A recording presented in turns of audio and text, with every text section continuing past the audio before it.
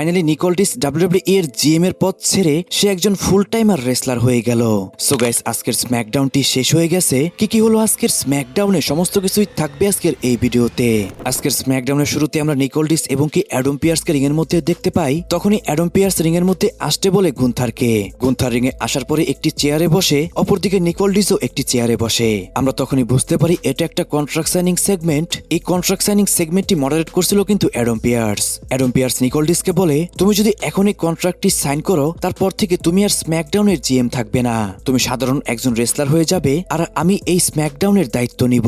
এই জন্যই তুমি ভেবে চিন্তে তারপরে ডিসাইড করো। আর গাইস, এটা শোনার পরও কিন্তু নিকোলডিস সেই কন্ট্রাক্টটি সাইন করে দেয়, যার মাধ্যমে এখান থেকে স্ম্যাকডাউনের জিএম এর পদ ছাড়লো নিকোলডিস। তারপর গুন্থার বলে, আমার সাথে তোমার সামারস্ল্যামের যে ম্যাচটি হবে, এটা তোমার ক্যারিয়ারের সব থেকে বিগেস্ট একটা ম্যাচ হবে। তোমার জন্য এখানে বসে আমি আমার টাইম ওয়েস্ট করছি। তুমি ভালো করে জানোই না কিভাবে কাজকে শেষ করতে হয়। তুমি সবসময় আমাকে হিংসা করতে। অনেকেই হয়তো জানে না যে নিকোলডিসও একজন রেসলার ছিল, আর সে NWA চ্যাম্পিয়নও ছিল। তারপরও নিকোলডিস আমার লেভেলকে কখনোই টাচ করতে পারেনি। সে কখনোই আমার মতো একজন রেসলার হতে পারেনি।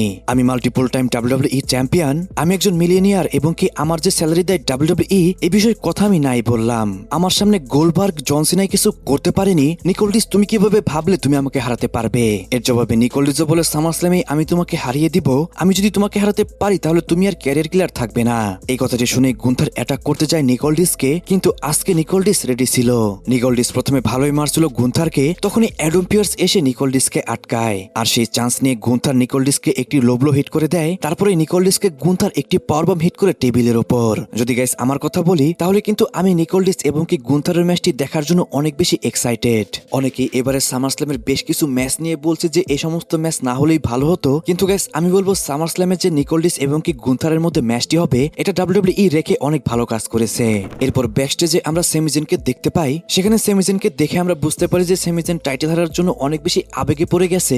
সে অনেক দুঃখের কথা বলছিল, কারণ কোডি রোডস আবারও তার টাইটেল শট পেয়ে গেছে। সেমিজেন বারবারই কোডি রোডসকে WWE এর গোল্ডেন বয় বলছিল, যে কথাটা কিন্তু গাইস মোটামুটি খারাপও বলেনি সেমিজেন। এরপর সেমিজেন অ্যাডাম পিয়ার্সের সাথে দেখা করে। সেখানে সেমিজেন অ্যাডাম পিয়ার্সকে বলে, তোমরা কেন বারবার কোডি রোডসকে টাইটেল শট দিচ্ছ? আমি ফরমার WWE চ্যাম্পিয়ন, আমাকে তো অন্তত ভালো একটা স্পটে তোমাদের রাখা উচিত ছিল। এর জবাবে অ্যাডাম পিয়ার্স বলে, তোমার জন্য আমি একটি কথা ভেবে রেখেছি। আজকে একটি ফ্যাটেল ফোর ওয়ে ম্যাচ হবে। সেই ফ্যাটেল ফোর ওয়ে ম্যাচের মধ্যে যে উইন করবে সে তোমাকে ফেস করবে সামারস্ল্যামে। গাইস, এই কথাটি শুনে সেমিজেন এবং কি আমিও একটু অবাক হয়ে যাই, কারণ সেমিজেনের কাছে বর্তমানে কোনো টাইটেল নেই। তার জন্য কেন নাম্বার 1 কন্টেন্ডার ম্যাচ রাখা হবে? এর থেকে তো ভালো হতো কোনো সুপারস্টারকে রিটার্ন করানোর পরেই সেমিজেনের সাথে রাইভালরি করানো। এই জন্য গাইস বলা হচ্ছে যে সমস্ত মানুষ WWE এর ক্রিয়েটিভে এখন কাজ করছে, তাদের মাথায় রেসলিং নয় অন্য কিছুই থাকে।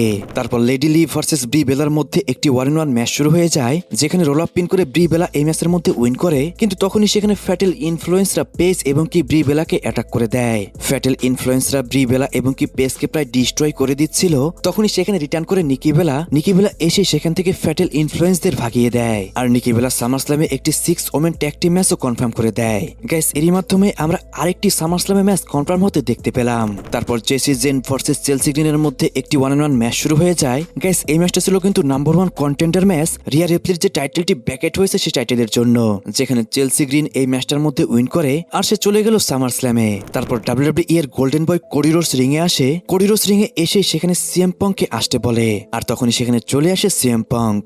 সিএম পাঙ্ক যখনই রিং এ আসে, কোডি রোডস তাকে একটি মাইক দিতে যায়, কিন্তু কোডি রোডস সিএম পাঙ্কের হাতে মাইকটি না দিয়ে সে মাইকটি ফেলে দেয়। এটা দেখে সিএম পাঙ্ক একটু রেগে যায়। সে তার জ্যাকেট এবং কি টাইটেলটি নিচে রাখে। মনে হচ্ছিল সিএম পাঙ্ক এখন অ্যাটাক করবে কোডি রোডসকে, কিন্তু সেখানে কোডি রোডসকে অ্যাটাক করে না সিএম পাঙ্ক, সে উল্টো একটি মাইক আনতে যায় নিজেই। তখনই কোডি রোডস বলে, স্যাটারডে নাইট মেইন ইভেন্টে আমাদের মধ্যে যা হয়েছে সেটা একটা অ্যাক্সিডেন্ট। আর সিএম পাঙ্ক, তোমার কেন মনে হয় তুমি সামারস্ল্যামে আমাকে হারাতে পারবে?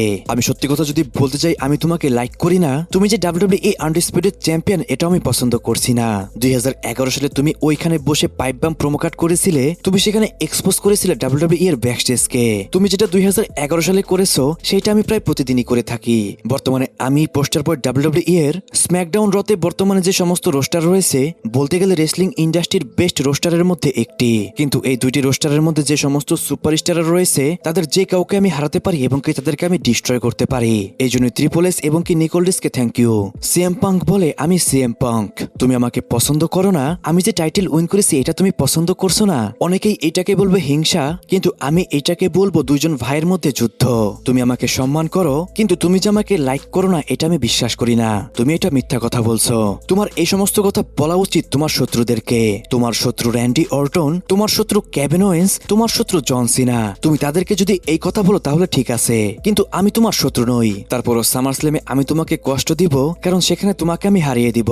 আমি সিএম পাঙ্ক, আমি বেস্ট ইন দ্য ওয়ার্ল্ড। আমার হাতে যখন মাইক্রোফোন থাকে তখন কেউই আমাকে এখানে বিট করতে পারবে না কথার জালে, আর সেটা ডাস্টি রোডসের ছেলেও পারবে না।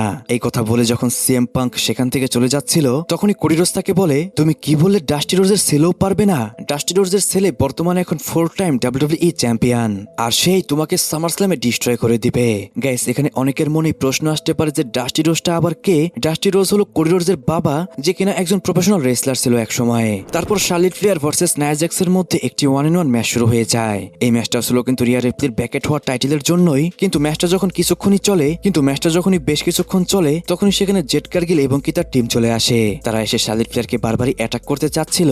একটি মোমেন্টে জেট কার্গিল এসে সেখানে শার্লেট ফ্লেয়ারকে অ্যাটাক করে দেয়, যার কারণে ম্যাচটি তখনই সেখানে শেষ হয়ে যায়। ম্যাচ শেষ হওয়ার পরও জেট কার্গিল এবং তার টিম আবারও অ্যাটাক করে শার্লেট ফ্লেয়ারকে, আর তারা শার্লেট ফ্লেয়ারকে ডিস্ট্রয় করে দেয়। কিন্তু গাইস, যেহেতু জেট কার্গিল এবং তার টিম অ্যাটাক করেছিল শার্লেট ফ্লেয়ারকে, এই জন্য WWE শার্লেট ফ্লেয়ারকে সেখানে উইনার ঘোষণা করে দেয়। এইটা শুনে নায়া জ্যাক্স অনেক বেশি রেগে যায়, কারণ এর আগের সপ্তাহে তার সাথে এটাই হয়েছিল আর এই সপ্তাহে তার সাথে এটাই হলো।